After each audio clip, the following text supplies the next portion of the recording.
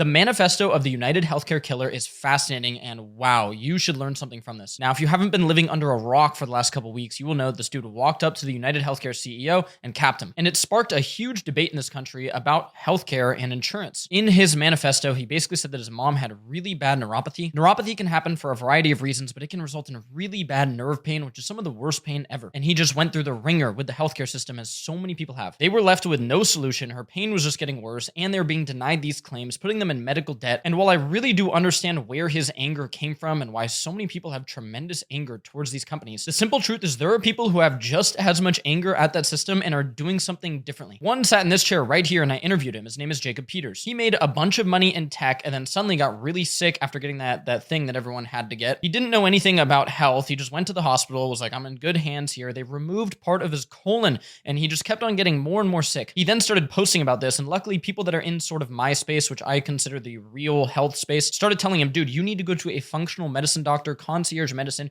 Luckily, you have the funds to do it. You need to get out of the system. And so he did. He actually went to another doctor who I had on this podcast named Dr. Conneely. What they do is called functional or concierge medicine. So they ran a bunch of lab tests that, guess what, insurance wouldn't cover. His doctors that he was seeing at the hospital wouldn't even tell him about. He figured out through this lab testing that he actually never even had to get part of his colon removed, that he had a certain condition. He was given a protocol by these doctors that he had to pay out of pocket for, and he got totally healthy. Now, this created a rage in Jacob. He was like, why weren't these tests given to me? And he found out when you go to the doctor, if you ask them for a bunch of lab tests, like I get all the time, I get my GI map test done, I get my organic acids, I get my endocrine system checked, I get my neurotransmitters checked. And why do I pay thousands of dollars out of pocket to get that done? The fault lies on the insurance companies. If I go to my normal doctor and I say, run all these tests on me, I know I'm feeling pretty good, I'm not like really sick, but I want these tests done. If my doctor orders those tests, the insurance companies will go back to him and they will say, you just committed malpractice because you just gave a healthy 30-something-year-old some lab tests that he doesn't need because he's not dying. So it's not the doctor's fault. It's the insurance company's fault. Now, instead of 3D printing a strap and throwing a bunch of stuff in a backpack and pulling up on a healthcare CEO, Jacob Peters founded a company called Superpower. What he aims to do is provide low-cost lab testing to people so they can really start to figure out the root cause of their issues. Because as we have covered on my channel, the simple truth is that Luigi, this guy who capped the United Healthcare CEO,